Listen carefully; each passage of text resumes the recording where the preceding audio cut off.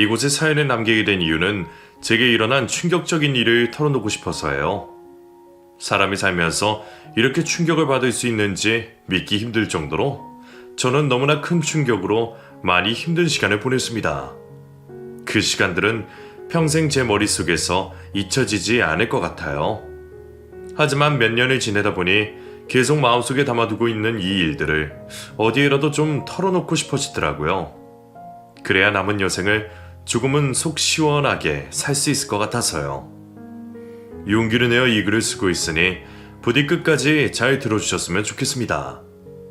저는 그저 시골에서 평범하게 살아왔던 것 같아요.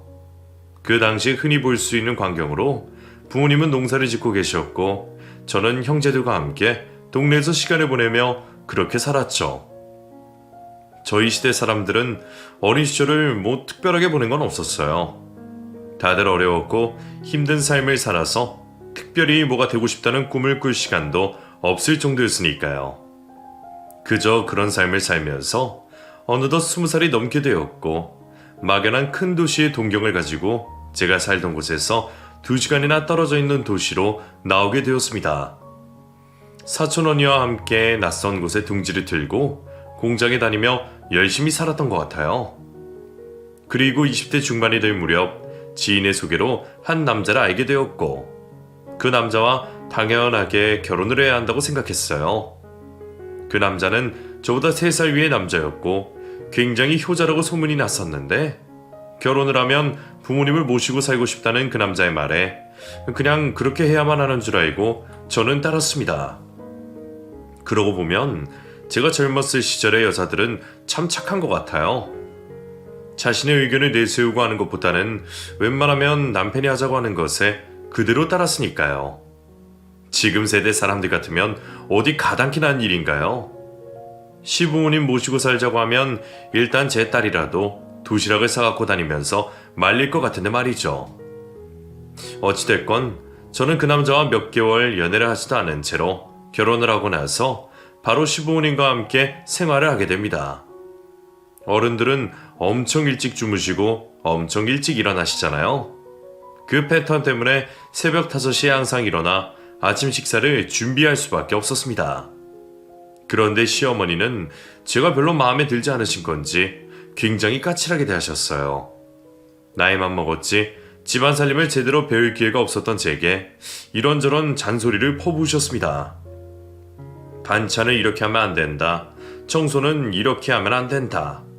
그 나이 먹도록 친정에서 배우지도 못하고 뭘 했냐 하면서 이런저런 말들도 저를 정말 힘들게 하셨어요. 그래도 저는 말대꾸 한번 하지 않고 시어머니 말에 꼬박꼬박 네 라고만 대답하고 있었습니다. 지금 생각해보면 왜 그렇게 바보같이 참고만 있었는지 모르겠어요. 그냥 솔직하게 공장에 다니고 돈을 버느라고 집안 살림을 배울 기회가 없었다고 솔직하게 말씀을 드리면 될 텐데 말이죠. 신혼의 알콩달콩함도 전혀 없이 시부모님과 함께한 삶은 그저 하루하루가 재미없었습니다. 특히나 하루 종일 시어머니와 붙어있을 때면 숨이 막혀 터져버릴 것 같았죠. 그래도 뭐 어쩌겠어요. 제 팔자련이 생각하고 포기하고 살았죠. 그러던 중 제게 아이가 생겼습니다. 결혼하고 2년 만인가에 임신을 하게 된 것이죠. 제 임신 소식에 친정 부모님과 시부모님은 많이 좋아하셨어요. 양가에서 태어나는 첫 손주였기 때문에 애정이 남다르셨던 것 같아요. 그리고 시모의 바람대로 저는 아들을 출산했습니다. 남편을 쏙 빼닮은 이목구비를 보시더니 시부모님은 정말 많이 좋아하셨어요.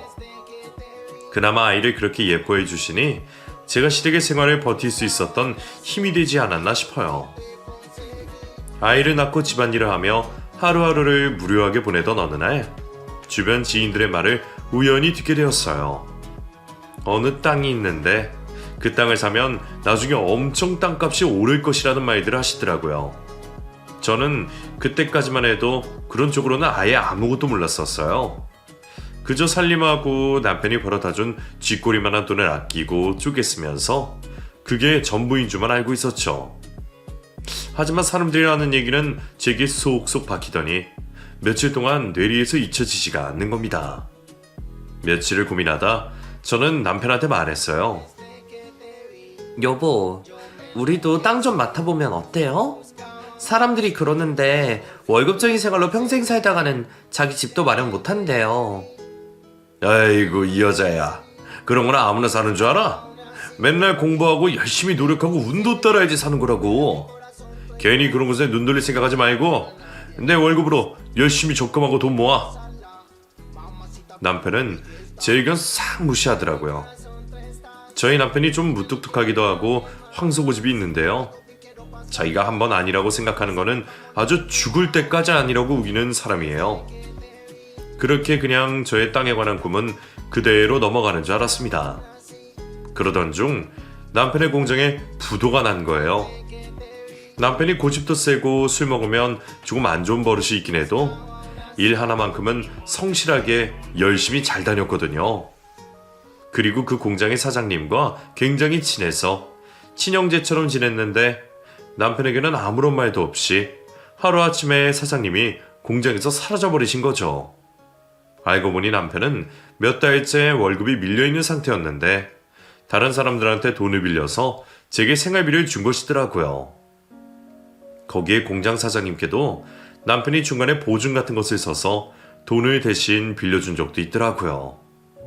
그래서 공장이 부도가 나자 그동안 빌린 돈에 이런저런 게 합쳐져서 남편이 책임져야 할 금액은 산더미처럼 불어났습니다. 기가 막히고 코가 막혔어요. 제게 단 한마디도 항의도 없이 어떻게 그런 일을 할 수가 있을까요? 당장 발등에 불이 떨어지자 남편은 막노동이라도 가서 해야 한다며 일을 해보았지만 막노동판에까지 빚쟁이들이 쫓아와서 힘들게 했습니다. 때로는 집에도 쫓아와서 시부모님과 아들이 벌벌 떨게 만들었고 저는 어쩔 수 없이 시어머니께 아이를 맡기고 공장에 나가야 했어요. 몇 푼이라도 벌어서 당장의 생활비가 있어야 생활을 할 거 아니에요. 그때가 제 인생에서 가장 힘들었던 시기였던 것 같아요. 뼈 빠지게 일을 하고 야근까지 하며 수당을 챙겼지만 저희 가족이 먹고 살기 턱없이 부족했으니까요. 아무리 그래도 여자의 몸으로 가서 일을 하는 것이 남자가 버는 돈보다는 작을 수밖에 없잖아요. 힘들어 죽겠는데 이 시기에 시어머니는 자기 아들 고생하는데 한약이라도 챙겨주라며 말씀을 하시는데 정말 짜증이 나고 답답했습니다. 애미야, 애비 힘든데 한약이라도 한 제 지어줘야 되는 거 아니니? 평생 그런 일을 해본 적이 없는 애가 노가다판에서 이 추운 날 그 고생을 하고 있는데 반찬이 이게 뭐니? 당장에 한약 지으러 가자. 어머니, 저라고 왜 안 해주고 싶겠어요? 돈이 있어야 해주죠. 당장에 쌀 살 돈도 부족한데 한약이라뇨. 그리고 이 집에서 애비만 돈 버는 거 아니잖아요. 저도 정말 힘들어요. 야근까지 하고 몸이 10개라도 부족하다고요. 난생 처음으로 시어머니에게 말대답을 했네요. 그렇게 그 시기는 끝도 보이지 않는 긴 터널처럼 오랜 시간 지속되었습니다. 남편은 그때부터 술을 많이 입에 대기 시작했고 술 먹으면 인생이 자기 뜻대로 되지 않는다며 큰 소리를 내고 화풀이를 했습니다. 그리고 그렇게 술을 마셔야 되니 필름이 끊긴 적도 많았고요. 한 번은 어느 식당에서 술을 먹고 정신을 잃고 있었더라고요. 연락도 없이 밤 11시가 되도록 돌아오지 않는 남편을 찾아 길거리를 얼마나 헤맸는지 몰라요. 그런 시간을 보내면서 저는 생각했습니다. 지인이 예전에 했던 땅 얘기를 하루에도 몇 번씩 되뇌었죠. 그리고 어떻게든 돈을 끌어모아서 땅을 사서 이 지긋지긋한 구러텅이에서 벗어나자고 다짐했어요. 그 다짐이 끝나자마자 저는 지인에게 찾아가서 땅에 관한 정보를 물어봤어요. 원래 이런 정보라는 게 잘 알려주지 않는다고 하더라고요. 그런데 제가 더 열심히 살고 사람이 착해 보인다며 알려주시는 거예요. 제게 정보를 주신 그분은 이미 땅으로 돈을 좀 만지신 분이었어요.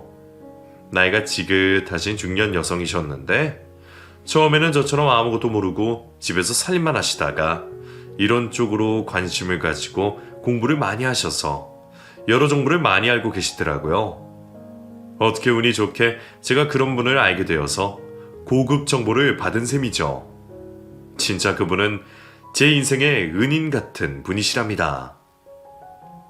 이제는 돈만 구하면 된다는 생각에 여기저기 전화를 돌려 사정을 했어요. 없는 살림의 형제들에게부터 조금씩 돈을 빌리고 부모님께도 사실을 말씀드리고 조금의 돈을 빌렸습니다. 참 사람이 신기한 게 하려고 하니까 어떻게든 또 끌어 모아지더라고요. 안 될 줄 알았던 일이 현실로 이루어지자 하늘까지 저를 돕고 있는 게 아닌가라는 생각이 들었습니다. 저는 그렇게 지인분이 알려준 대로 조그마한 땅을 살 수 있었어요. 그리고 몇 년 되지 않아 정말 땅값은 많이 올랐습니다. 많이 정도가 아니라 정말 대박을 쳤었어요. 저는 그 중년 지인에게서 이때 땅을 반만 팔아서 또 다른 곳에 땅을 사라고 말을 들었고 또 똑같이 따라했어요. 그랬더니 이번에도 역시 성공적으로 되더라고요. 저는 결국 몇 배에 달하는 금액으로 제가 가진 땅의 반을 팔았고 모든 빚을 갚고도 남았습니다. 이때 정말 얼마나 행복하고 뿌듯하던지 감격의 눈물이 줄줄 흐르는 것이 멈추지가 않았어요. 이때 남편에게도 그동안 고생했다고 하며 조금의 돈을 쥐어주었더니 황소고집인 남편도 제게 고맙다며 뜨거운 눈물을 흘리더군요. 여보, 정말 당신밖에 없다. 당신이라는 여자 나한테 와줘서 너무 고맙고 정말 행복하다. 내가 앞으로 남은 여생은 당신을 위해서 뭐든지 다 하면서 머슴처럼 살게. 알았지? 아이고 됐네요. 머슴은 무슨. 술이나 적당히 드시고 몸 관리하시면서 우리 아이 잘 키워보자고요. 알았죠? 그리고 앞으로는 절대로 다른 사람 돈 빌려주고 그런 거 하지 말아요. 진짜 안 그러면 나 당신 버릴 거예요. 아이 그럼 말해서 뭐해. 내가 2번 다시 그러면 정말 짐승이다. 짐승. 저는 이 행복이 영원할 줄만 알았습니다. 이렇게만 살면 뭐가 문제가 있겠어요. 시부모님의 구박도 가끔 남편이 말 안 듣고 술 많이 먹는 것도 그냥 다 귀엽게 봐줄 수 있겠더라고요. 하지만 저희 가족의 행복은 그리 오래가지 않았습니다. 제가 땅으로 인해서 돈을 벌고 빚을 갚았더니 그 소문이 여러 사람한테 퍼졌나 봐요. 저한테 정보를 알려달라고 하는 사람들부터 시작해서 지나칠 정도로 제게 잘해주는 사람까지 별 사람들이 다 생기더라고요. 그러다가 제가 정보를 안 알려준다면서 혼자 막 삐져서 저한테 말도 안 하고 화내고 이간질까지 시키는 그런 사람도 있었다니까요. 그리고 이때 예전에 다니던 공장 남자 직원이 제게 지나치게 연락을 많이 하기도 했었습니다. 김대리님이라고 불렀던 분인데 그때는 별로 친하게 지내지 않다가 갑자기 제게 연락을 많이 해오더라고요. 땅에 대해서도 자세히 물어보고 자신도 관심이 많다며 여기저기 땅을 보러 가자는 말도 했었고요. 처음에는 그냥 아는 사람이니까 그러려니 했는데 도가 지나치게 제게 잘해주면서 많은 시간을 보내자고 하니 뭔가 이상하더라고요. 더군다나 저는 유부녀잖아요. 아무리 그 남자가 싱글이었다고 하지만 가정 있는 유부녀가 다른 남자를 많이 만나는 건 제가 생각해도 좀 이상했어요. 의리상 몇 번은 만나서 얘기를 들어주긴 했는데 그 다음부터는 만나지도 않고 연락도 조금 피했습니다. 그로부터 몇 달 뒤 저희 집에는 청천벽력 같은 일이 벌어졌어요. 남편이 바람을 피운 것이죠. 어느 날 집으로 어떤 남자가 찾아와서는 저희 남편이 자기 부인하고 바람을 피웠다면서 벌써 모든 증거를 갖고 있다고, 그리고 그 증거를 다 퍼뜨릴 것이라고 얘기했어요. 저는 믿고 싶지 않았지만 사진까지 보여주니 믿을 수밖에 없더라고요. 이제 조금 살만하니 제가 이런 충격을 주는 남편이 죽도록 미웠습니다. 정말 많이 원망했어요. 나라까지 떨어져 있는 상태에서 제가 땅을 사서 가정을 구했는데 제게 이렇게 되갚을 수가 있는 겁니까? 화도 많이 났지만 그 배신감에 치를 떨었던 저는 조금도 참지 않고 남편과 이혼을 결정했습니다. 남편은 뭔가 굉장히 억울하다고 했지만 억울하게 뭐가 있겠어요. 이미 증거가 다 나왔는걸요. 여보, 그게 말이야. 그게 있잖아. 나는 기억이 안 나. 정신을 잃은 것 같아. 아니, 그 여자가 자꾸만 나한테 막 술 먹자고 하고 먼저 나한테 그래가지고 말이야. 나 정말 나 정말 잘할게, 여보. 너무 미안해. 제발 한 번만 용서해줘. 용서 같은 소리 안 해. 너는 쓰레기고 짐승이야. 내가 어떻게 가정을 위해서 했는데 네가 이런 식으로 대답해. 너 같은 놈은 평생 그렇게 바람이나 피면서 쓰레기로 살아라. 앞으로 네 아들 볼 생각도 하지 말고. 저는 아이를 데리고 그 집을 나왔습니다. 그리고 남편과 바로 이혼 서류까지 완료했죠. 그때 당시 지게 무서운 건 없었습니다. 땅도 있겠다. 이전 땅을 팔아서 받은 돈도 남아 있겠다. 자식 혼자 충분히 키울 수 있다고 생각했죠. 지긋지긋한 시어머니의 잔소리도 듣지 않아도 되고 자유롭게 살 수 있는 방법이라고 생각했어요. 그런데 막상 이혼을 하고 보니 모든 것이 힘들었습니다. 사람이 꼭 돈으로만 사는 것은 아니더라고요. 돈을 떠나서 아빠, 엄마가 함께 있는 모습을 아이한테 보여주지 못한다는 것이 정말 많이 슬펐어요. 특히나 주말에 식당에 가면 많은 사람들이 오손도손 가족들끼리 모여 밥을 먹는데 저와 아들만 둘이 덩그러니 밥을 먹고 있으려니 아이한테 미안하기도 하고 왠지 모르게 초라해진 마음도 생기더라고요. 남편이 없는 집은 썰렁했고 혼자 자는 것도 조금 무서웠습니다. 그리고 그 시기에 제게 다가온 한 남자가 있었어요. 아들이 사춘기라서 제가 너무 힘들었었는데 제 이야기를 많이 들어주면서 저를 도와준 사람이죠. 그 사람이 바로 아까 말씀드렸던 그 남자예요. 공장의 김 대리님. 제게 자꾸 관심을 보이고 연락을 많이 했던 그 남자 말이에요. 예전에 공장에 잠시 같이 다녔었는데 그때는 그 사람에 대해서 자세히 알지 못해서 이렇게까지 따뜻하고 좋은 사람인지도 몰랐었다고 생각했어요. 아니면 제가 너무 외롭고 힘들어서 아마 더 그렇게 느꼈을지도 모르겠어요. 계속해서 제게 접근하는 그 남자 때문에 저는 이혼하고 2년 만에 그 남자와 연애를 하게 됩니다. 아들은 제가 누군가를 만나는 것에 대해 싫어하는 티를 많이 냈지만 저는 어쩔 수가 없었어요. 저도 사람이고 여자고 기대고 싶은 것이 필요했거든요. 그 남자와의 연애는 참 달콤했습니다. 전 남편과 결혼할 때 워낙 연애 기간이 짧아서 그런지 이렇게 달콤한 느낌은 받지 못했었거든요. 그 남자는 제게 헌신적으로 잘해주었습니다. 제 아들에게도 가까이 다가가려 무척 애를 많이 썼고 저는 그런 모습이 너무 보기 좋았어요. 때때로 집안에 남자의 손이 필요할 때가 있었는데 그럴 때마다 자기 일을 모두 내팽개치고 달려와 저희 집을 먼저 고쳐주었죠. 저는 점점 그 남자에게 정말 많이 의지하게 되었습니다. 그러는 사이 아들은 대학에 진학하게 되었고 집에서 거리가 좀 멀어 대학교 기숙사에 들어가게 되었어요.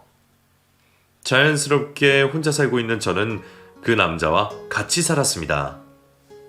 아들은 제 애인을 무척 싫어했어요. 표정과 말투가 모두 진실된 것이 하나도 없다면서 말이죠. 학기가 끝나고 방학을 맞이해서 집으로 온 아들은 제 애인이 저희 집에 들어와 있는 것을 보고 깜짝 놀라며 제게 말했어요. 엄마, 저 남자는 정말 아닌 것 같아요. 꼭 그러셔야 해요? 아빠는 혼자 지금 얼마나 고생하며 불쌍하게 살고 계시는데. 뭐? 아들아, 엄마도 행복할 권리가 있어. 네가 아빠를 생각하는 마음은 알겠지만. 엄마, 그럼 차라리 다른 분을 만나세요. 저분은 눈빛부터가 정말 아니에요. 진실된 부분도 없어 보이고 맨날 머리 굴릴 생각만 하는 것 같고 그냥 사기꾼 같아 보여요. 엄마가 그런 사람하고 같이 살고 하는 거 저 정말 싫단 말이에요. 제발요. 너 이놈 자식 함부로 말하는 거 아니야? 저 아저씨가 나한테 뭘 잘못했다고 지금 이러는 거니? 안 그래? 우리 집 어려운 일 생기면 와서 다 도와주고 몇 년을 그랬는데 어떻게 이렇게 말을 할 수가 있어? 엄마, 정말 실망이에요. 아빠는 아직도 공사 현장에서 일하고 계시면서 당뇨약까지 드시고 계신다는데 저 그냥 기숙사로 다시 돌아갈게요. 아들은 끝내 집에서 단 하루도 자지 않고 다시 학교 기숙사로 들어갔습니다. 그날 밤 저는 잠도 한숨 자지 못했어요. 제가 잘못한 건지 계속해서 마음속으로 생각이 들었기 때문이에요. 하지만 저도 행복할 권리가 있다고 생각했어요. 더군다나 친정엄마도 아들 하나만 바라보고 살지 말고 제 인생을 찾으라고 용기를 주셨기 때문에 저는 이 행복을 깨고 싶지 않았어요.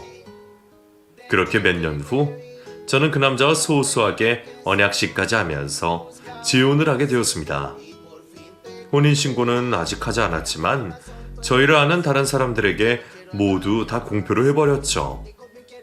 간혹 다른 사람들이 조금 모질다고 생각하실지도 모르겠지만 저는 정말 아들을 위해서 최선을 다했어요. 이혼 전에도 아들이 하고 싶은 것이 있으면 뭐든지 다 해주었고 이혼 후에도 마찬가지로 물심양면으로 많은 지원을 해주었습니다. 그렇기 때문에 이제는 저의 행복도 필요하다고 생각했던 거예요. 누구보다 저를 따뜻하게 챙겨주고 보호해주는 이 남자 곁에 있는 것이 너무나 행복했어요. 영원히 이 꿈에서 깨어나고 싶지 않았죠. 하지만 한편으로는 전 남편이 걱정되기도 했습니다. 어찌됐건